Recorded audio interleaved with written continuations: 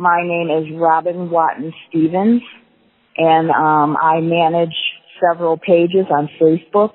And I started a Facebook page in 2012. It was called Akron, Ohio News. And I was doing the page. We lost our television station several years before that, so we didn't have a TV station. We had one newspaper. We had a few radio stations, and we had news from Cleveland. And those were the only sources that, people had. So I started this page so I could go on the internet and find all these Akron stories every morning and to bring everything to one central location. And it was called Akron, Ohio News. And this was to, help citizens in Akron, but as it turned out, it became a global thing. It was, people from all over the world were looking at this page every day. And so what we did was just find Akron, Ohio news stories, weather, traffic, school closings, and that kind of thing. I've always had an interest in journalism and writing, and I wanted to do something for Akron that needed to be done and that people appreciated it, and I could do it. I had the time and everything. So that was all, and I think I did a pretty fair job. I did have another admin, and I can't divulge who the person is. They just don't want any part of this at all. And eventually it all fell in my lap, and I was doing it by myself. People seemed to like it. I would get messages from different people saying this is their go-to every morning to find out what the weather was like, if their kids were going to school or not in the wintertime. I had messages from people overseas, and I remember a couple of soldiers that were stationed overseas, and they would say, I can't be in the United States. My family is in Akron, and this is one way that we can hear what's going on, the kinds of events and information, the news stories and things like that. And I can't be there, so I'm glad you're there. Even though the page, by the time we shut it down, we were up to about 9,400, but the numbers also showed there were many more than that were actually reading the page, but I really enjoyed doing it at the time. But then some things happened about spring-summer of 2013. I got a message and I got a video. Somebody sent a video in and wanted me to review it, and it was really good. It was called Poison in the Grapes, and we had an issue about a certain lake and some pollution that was happening. And the EPA had recently reviewed the reports from this lake. There was a reporter who was writing about the EPA's findings in a review of this lake and the pollution. It was an ongoing thing, but they were on top of it, and they had done all kinds of things to monitor the pollution and to make sure that the water was that it was safe. There was a junkyard back there, or some kind of a toxic junkyard behind the lake, and so they even had to scrape all the soil and the sand and everything. And they were given it the okay, even though you can't fish in the lake, but you can still be around it. And I swam in it myself. So I put this report up at the same time that this person sent me this little movie, this little video that was talking about the EPA and talking about the pollution and the cover-up. There was he felt that it was, there was corruption in the EPA investigation of the pollution of the lake and the land around it. And he was going to bat for the neighbors in the area who he said, there were a lot of people. It was like a huge cancer cluster right there around the lake. And so he was standing up for them. And so, I watched the video. I thought this is, for an amateur video, this is really nice. This is really interesting. I commended the guy. Well, I did the news and this all happened. Then I went away for a while. I came back home later in the day and the page was filled with all kinds of, he just exploded all over the page. Every post had comments that he made full of cussing and putting us down and condemning us for, sharing a link to Bob Downing's article about the EPA at the same time we posted his film. And he just, so what was happening was while he was doing all this, he was writing a mile a minute. I couldn't even keep up. I just started deleting all the stuff, deleting his comments. I deleted the film. And I banned him, and so it would quiet down for a little bit. Then he would come back as another profile, and it didn't matter. And I reported him to Facebook, and I begged Facebook to help me deal with this, and it was just silence. So I just kept deleting posts and banning these profiles, and he started accusing me of doing all kinds of things like hurting his children and protecting corrupt government officials and leaving people to die. Neighborhoods are going to die and it's going to be your fault. And then he accused me, I didn't know what he was talking about, but he said he was talking about some group of stalkers, and I was part of this group, and it was just really insane. And I have screenshots. I don't know what his issue is, but I can tell you what it looks like to me, that he does have, some serious personality issues. And I'm not a professional. I'm not a psychiatrist, but I have seen people with these kind of behaviors before. It's like a personality disorder. Okay. I'm looking at some of the screenshots that I had from those early days, and these were personal, private messages to the Facebook page, and he was angry because I posted the link to Bob Downing's EPA story, and he said I posted a response that had nothing to do with my film, nothing, making my film look bad. Like I said, everything everyone is doing to me right now is on film. So he's saying he's filming what's happening on this page. You just don't want to admit you were wrong. You are not a journalist. Stop pretending to be one and hurting my work. And you're deleting the film after posting propaganda shows exactly where your motives lie. And he's talking about posting links to propaganda that had nothing to do with the film. And, my thing is like, your film has nothing to do with my page. This is not going to turn into, your page. This is still Akron, Ohio news. And I'm still going to post the news. And I tried to be like a journalist. I tried to think like a journalist and be objective and present different sides of the issue. But he wanted it seemed to me, he wanted it to be all about him. He was saying that people were sick and dying in this neighborhood and that I didn't care about them. I don't care if they live or die. He said, that is a fact, and I'm going to state the fact in the film that you are now in. I'm going to show how people decide they don't like me and then turn on me, and they're willing to let hundreds of people die in the process. I'm going to show how you posted misinformation and tried to pass it off as, quote unquote, coloring the story. I don't know where he got that from, but he does that. I'm going to show the whole progression of how your statements about your analytics were wrong and how your organization took a shot at me and came to my site and posted links to the propaganda.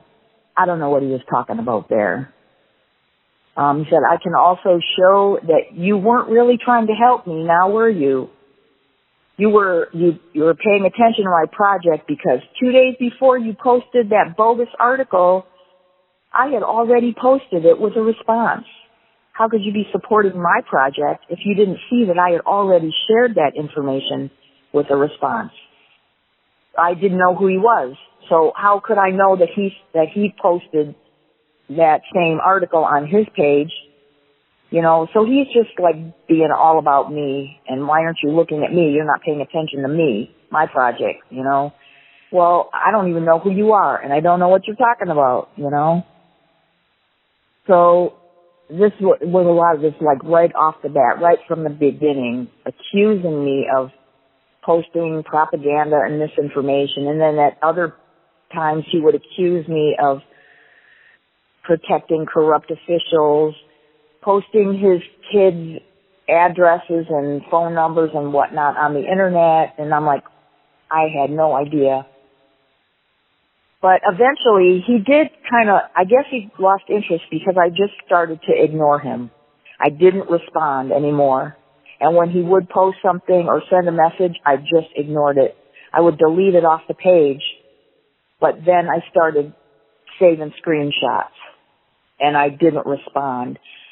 So I have a number of aliases, screenshots of different, Facebook profiles that he used, and things where he tried to intimidate me and tried to pretend that he had some kind of authority. And, like he wants to know, I don't know what he was talking about, but he said, in this one communication, all I have to say is probably be best if you handed over all your communications with them, meaning whoever those stalkers were back there. And this could have been 2013, 2014, 2015. It might have been 2015. So he's going to reach out to his friends with the Akron Police Department and hand them this information. If not, you will be served with a lawsuit, and a federal judge will order your communications to be handed over. So I had already contacted somebody in the Akron Police Department, and so here he's threatening me with a lawsuit, and he's talking about, going to the police department. He's trying to use these intimidation tactics, but I know that it was baloney. I didn't respond to it at all. And this is just the tip of the iceberg, there's just so much. He said that one of the communications said, you're going to stop publicly harassing Matthew Berdyck. Well, this is himself, You have publicly admitted your affiliation with this group, the stalkers, I guess. Now I can finally file police reports and sue as soon as I make a phone call in the morning and get your name. And he did eventually get my name. He found out who I was. And here we go. I assure you, for publicly threatening my daughter and publicly accusing me of killing my friend's mom, exploiting the death of an old lady, and everything else you have done to me, once I get a name, I am filing a report with Child Protective Services in Akron and showing them your public attempt to harm my child. I didn't know any of this stuff. I didn't know what he was talking about until I Googled him, and all this weird stuff came up and, continued to come up, and I saw some of the blogs that he talked about that were, they were harassing him. But there were some things that also led me to believe that some of these blogs were written by himself. Like he's actually doing this himself, I guess, to get different people to come to these blogs and comment so he could harass them further, to bait them. And I have my reasons for believing, and there's one blog in particular that I do have a lot of screenshots, and it was one that I got sucked into. And I made a mistake and made a comment about my experience with the person, not knowing that it was this person that actually, I believe, put the blog up in the first place. And that opened the door again for more harassment of me. And that was probably about 2 or 3 years ago. It just went on and on. So anyway, the next thing, I continued to, he kind of went away for a while. And I kind of forgot about him. He wasn't harassing the page anymore. And I wanted to like I said, there was also a website that was connected to the Facebook page. I had to take the website down because I didn't want any connection to who I was. Because through that website, he could find out who I was because my name was on it. So I set up a decoy person, and her name was Twinkle Toes Marmoset. And she had a page, and she had a personality, and he didn't know who I was. Well, somehow, I don't know how I do know how. Yep, I know how. I made a comment on YouTube, and he figured it out because I was talking about, it was under my name, and I was talking about the page and the group, and that's how he put it together. So he must have been, searching through YouTube to find comments about, and it had nothing to do with him anyway. I don't even know. It was a totally unrelated video, how I appreciated this person for doing this, for contributing to the page and the group. And everybody loved him. He's a nice personality, a nice guy. And I was just commending him. Before I could actually go in and take control of that group with my own profile, he had the Twinkle Toes profile deleted. He reported her, and what ended up happening was you have a group that has no admins. There's no one at the helm, and it's probably still floating around out there, and people were putting porn and other kinds of crazy stuff on the group. So that was the end of that. But he wrote about it. He had a blog where he posted this thing about Twinkle Toes and, Akron, Ohio News. Are they harassing my daughter? Okay, it says, is Akron, Ohio News working to harass my daughter? And then he said, there is a violently harassing blog out there that is publishing my daughter's address, that is harassing the living out of me, run by a person who has been harassing me, my friends, my family, for almost 3 years. But even then, I don't know who runs Akron, Ohio News. I have spoken to the admin, but when you speak to the admin of a page, it doesn't share their identity. This scumbag has been sitting out there harassing me and my children for 2 years. Some trifling ass bitch trying to get me thrown in jail over something that never happened. I'm so glad I left Akron and I don't have trash like this in my life. So now he knows who I am. He has Twinkle Toes taken down. Every few months he would come back to Akron, Ohio News Facebook page and private message as some other person. He's had lots and lots of aliases. So he said, you are going to stop publicly harassing Matthew Berdyck. He said, I publicly admitted I had an affiliation with this group, and at the time, I don't believe I was communicating, maybe one person, and I had no idea what he was talking about until I Googled, and, all these different blogs came up. So it looks like there were some people who were not actually stalking, they were just posting the screenshots of what he was doing, but they were kind of banding together, it looked like. And they were blogs about the screenshots. And then other people would come and make comments, and sometimes they weren't nice.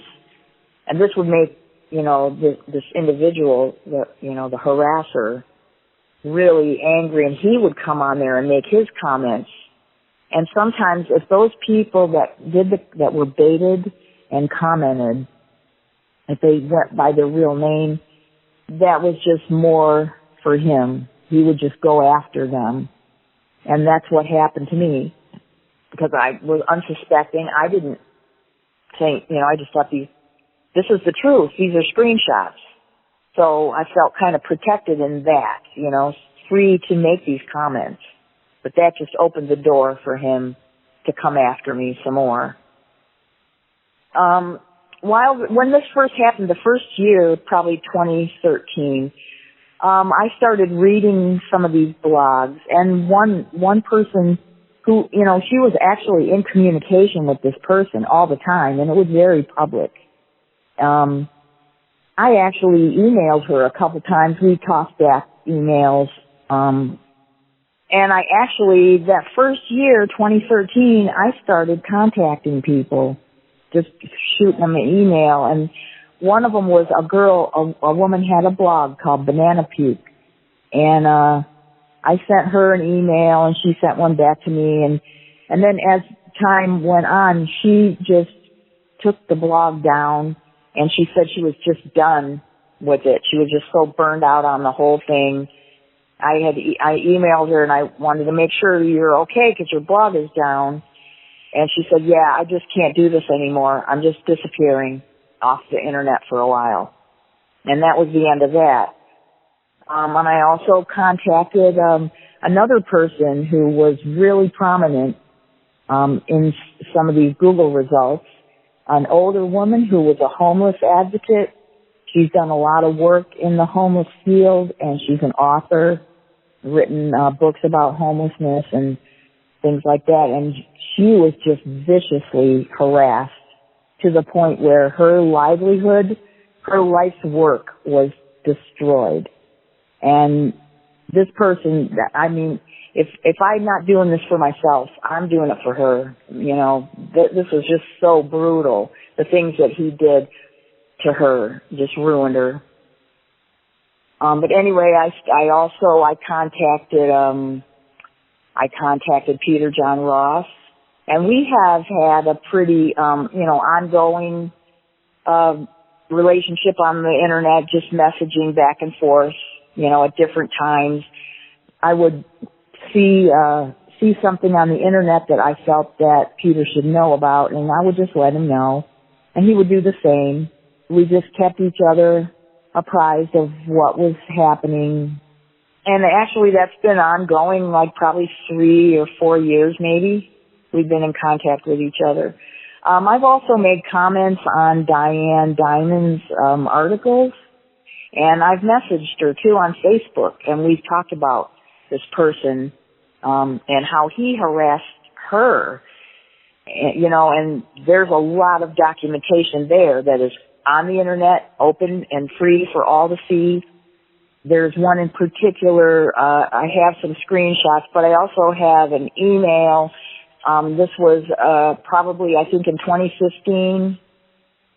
I sent an email to the LA County District Attorney, and I just told him who I was and that I was contacted by this person by different names, and he just was relentless.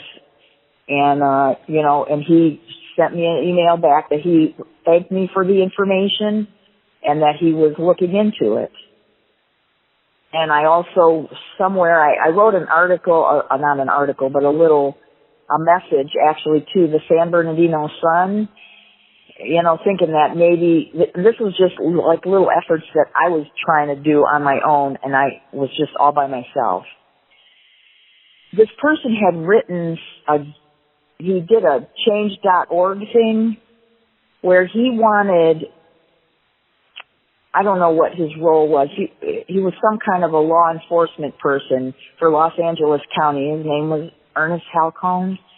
He was the harasser was accusing him of stalking and harassing him. So he was calling for an investigation on this, change.org thing. So I sent those links to this prosecutor too, so he could have some basic information about what was going on, who this person was, and so this is just these are some of the people that I haven't named everybody. I'm not gonna I don't want to name everybody that I've monitored. I don't want to say I just kind of in a way, I guess you could say, in monitoring behavior, running across all these other different people and just following their stories too, and seeing how similar their experiences were to mine, and his modus operandi is basically the same. His baiting and, then stalking and harassing, and somehow he gets some kind of great pleasure from doing these things. Personally, I've seen over the years, so the last 5.5 years or so, I've probably seen 100 people go through this. I'm not exaggerating. And I'm sure that the others will say the same thing. With myself, I needed to make sure I knew what he was up to. Like every week, every couple of weeks, I would have to check in.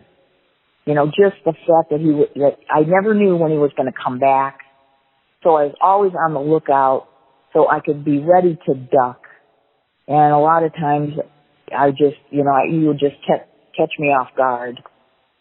And it's almost like he had a list of people, because I would notice he would do this to me, and then he would do it to the next person on the list. Maybe that would be Peter. Then he would do it to Diane. He just picked, and then maybe Erin Brockovich, he would pick her. It was just like a long list of people he would run down, and I knew my turn was going to come again. I took the news page down. I got rid of the website. I made my presence online really small, and now my personal Facebook page is, I don't think people could find me. Well, maybe they could, but, I had to take my old one down because it was a target. And just, I'm very familiar with the ways that people abuse other people, as, a product of domestic abuse myself as a child, growing up in an abusive household. My parents were abusive to each other, and they were abusive to us too, especially me being the oldest, even to the point of, when I was 15, my dad murdered my mom, and then he committed suicide. And so that was all that violence and domestic, abuse all my life, and that was the culmination of it. It happened in Detroit in the 60s, and it was really kind of an unheard of thing back then, but it's, a long time ago, and I'm a much stronger person now, probably because of that. But I've seen a lot of abusive situations, all kinds of abuse. I know that domestic abusers there's all kinds, not just punching, stabbing, kicking. There's, verbal abuse, even financial abuse. Because I have learned so much about that, I kind of spot this kind of stuff. I don't think you have to be a psychologist to learn about. People need to learn at a very young age, and we don't. We didn't get that. So a lot of us are really vulnerable to these kinds of people. These are predators. And some of us are really nice people. We think that we're nice, so everybody else must be nice too. But after the incident that I experienced at the age of 15, it actually took me a good 10 years to get myself back together. But at the same time, there were parts of that I wasn't getting, which actually I think made me a target for more. It kind of made me a magnet for people whose motives were not so pure. They would see I was just trying to be a nice person and a nice, good, strong person, not really realizing there were a lot of people out there that don't have your best interests at heart, that they are after something. And it did trigger some serious fear. The psychological tactics that he was using initially really, really upset me. That there's some big thing out there that is coming after me. Kind of like when you're a kid and there's, trauma and abuse is going on around you. It's this big monster that you can't control. It's just, And so I believe I had some of those kind of feelings initially. And as I said, I had another admin on that Akron News page who absolutely refuses to have anything to do with this. I can't even mention the person's name. They were so upset by what this person did that, that was how they chose to handle it and deal with it. Every time he came after me, the first several times, I really thought, wow, this guy seems to have some kind of power, some kind of authority, and this is really going to affect me in real life. After a while, I think because I've just gotten stronger, just because of life and the things that come at you, I've just learned how to take him in stride. As long as I just kind of ignore him, he's not my world. He is, just some little evil entity out there, But what gets me though is the way he affects and continues to affect other people. I really have a strong sense of, justice. And even if not for myself, I really want to see some justice done. These other people are innocent and they never deserve to be treated the way this, I don't know what happened to him in his life, but probably a lot of really bad things happened to make him so wicked. Because he's not just a sick person, he's evil. And, I really think that this thing is escalating. It has been escalating as long as I've been aware of it. And he takes on people who are well-known, who are out there and well-known in the world. He takes on waitresses and cooks, and little people. It doesn't even matter who you are. If you're a nice, empathetic person, if he can't have it, he does not want you to have it either. So he will do what he can do to try and destroy that thing and you in the process. And I believe that's how he is. When it comes to Peter John Ross, he is jealous because Peter is doing a lot of really good things as far as film and, having TV shows and if he can't be doing that, he is going to destroy it. So in the last year and a half or 2 years, he hasn't come after me that much. He came after the magazine that I distribute for, the Devil Strip magazine in Akron. He came after that page. He smeared my name all over. Of course, my boss is a really cool guy, and he just, yeah, you're just a jerk. Get out of here. You got the wrong people. We're not playing this game kind of thing. The last time he bothered me was in February of 2018. And it was just a little small reference, trying to, I think he found my new Facebook page, and he was trying to befriend me under all these fake profiles, which looked just like his old fake profiles. So I knew exactly what to look for because I've been watching him do this so long. Well, around that time that he started doing that, I discovered this other news source. I don't even remember how I found it, but it was MBVR. It's the MB Victim Resources. We who have been harassed, we all have our own sets of, we probably have hundreds and hundreds, thousands of screenshots. Well, this was really huge. Here was, somebody putting together a huge, gigantic file, a record of, almost all the harassment that he's done. And you can do a search. You can find, a certain subject and just search. So you don't have to go through screenshot by screenshot. This is a vast, like a library of information on this individual, and it's all screenshots from things that he has done. He has actually done and said these things to people. I brought Twinkle Toes Marmoset back to life. She has her own Facebook page that is kind of casually, it's dedicated to the victims of cyberbullying, and there's various articles about the cyberbullying and how it's affected different people, what they've gone through, what the laws are, what people can legally do. But that page is Twinkle Toes Marmoset, and so she's back to life.